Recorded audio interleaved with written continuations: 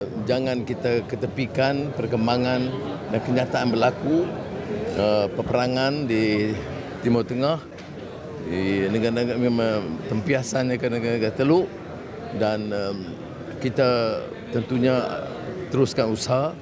Semalam saya sebut saya telah bincang panjang dengan Presiden Iran, Perdana Menteri Qatar dan Presiden Mesir memberi sokongan supaya langkah-langkah ke arah kedamaian dicapai.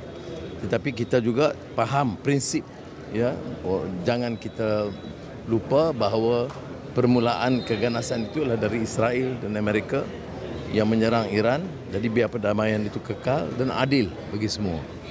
Tetapi tempiasan dan kesan ekonomi itu satu yang nyata. Sebab itu saya telah ambil beberapa langkah awal semalam, dan kita akan terus adakan mesyuarat Majlis Tindakan Ekonomi Negara dan Majlis Keselamatan Negara, dan minggu depan insya-Allah saya akan panggil pertamanya semua menteri besar dan premier dan ketua menteri untuk memaklumkan supaya penyertaan semua negeri, tak kira parti bersama kerajaan atau pembangkang.